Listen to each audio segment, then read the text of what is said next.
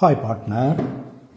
பார்ட்னர்ஷிப்பில் 2 பேர் 3 பேர் சேர்ந்து ஒரு பார்ட்னர்ஷிப் ஆரம்பிக்கிறோம். அந்த தனிப்பட்ட ஒவ்வொரு நபரும் பார்ட்னர்னு பேர். அவங்களுக்குள்ள ரிலேஷன்ஷிப் பார்ட்னர்ஷிப்.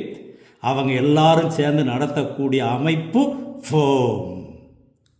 இந்த ஃபேம் பார்ட்னரை விட வேறுபட்டது. Partner separate from firm accounting point of view தான். ஆனால் லீகல் பாயிண்ட் ஆஃப் வியூவில் பார்ட்னரும் ஃபேமும் ஒன்று தான். இதை நம்ம அன்லிமிட்டட் லைபிலிட்டின்னு சொல்லியிருக்கோம். இது டிசல்யூஷன் ஆஃப் ஃபேம் வரும்போது படிச்சிருப்போம். Right, okay. இப்போ 2 பேரும் மினிமம் மேக்ஸிமம் 50ங்கிறத எதில் சொல்கிறாங்கன்னா, கம்பெனிஸ் ஆக்டில் மிஸ்செலேனியஸ் ரூல்ஸ்னு 2014 ஃப்ரேம் பண்ணி 15 சொல்லியிருக்காங்க. அதே இது கம்பெனிஸ் ஆக்ட் 2013 100 சொல்லியிருக்காங்க.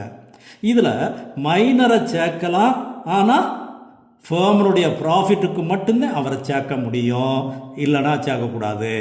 அடுத்தது, எல்லா பார்ட்னருக்கு இடையில் ஒரு அக்ரிமெண்ட் இருக்கணும்.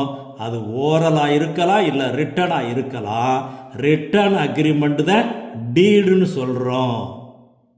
கம்பெனி நம்ம ஃபேமை சட்டப்படி ரெஜிஸ்டர் பண்ணணும்னா பண்ணலாம், இல்லை பண்ணாமல் இருக்கணும்னா இருக்கலாம். ரெஜிஸ்டர் பண்ணலாம், ஒரு சில லிமிட்டேஷன்ஸ் நமக்கு கிடைக்கும். சரி, பார்ட்னர்ஷிப் ஆரம்பித்தாச்சு. பிஸ்னஸ் ஏதாவது பண்ணணும், லாஃபுல் பிஸ்னஸை பண்ணணும். அதில் வரக்கூடிய பிஸ்னஸை ஷேர் ப்ராஃபிட்டை ஷேர் பண்ணிக்கணும். அது அக்ரிட் ரேஷியோ இருக்கலாம், இல்லைனா ஈக்குவலாக இருக்கலாம்.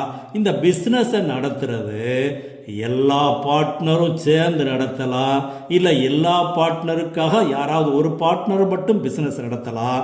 அதைத்தான் சொல்கிறோம், partner is agent as well as principal. Right.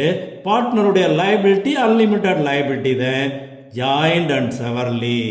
அதே இது லிமிட்டட் லைபிலிட்டி பார்ட்னர்ஷிப்னு ஒன்று சொல்கிறாங்க. பார்ட்னர்ஷிப் ஆக்ட் 2018 படி லிமிட்டட் லைபிலிட்டி பார்ட்னர்ஷிப் இதை கண்டிப்பாக ரெஜிஸ்டர் பண்ணணும்.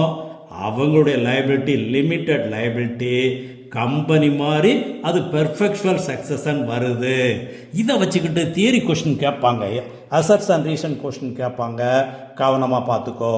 Okay, I like you.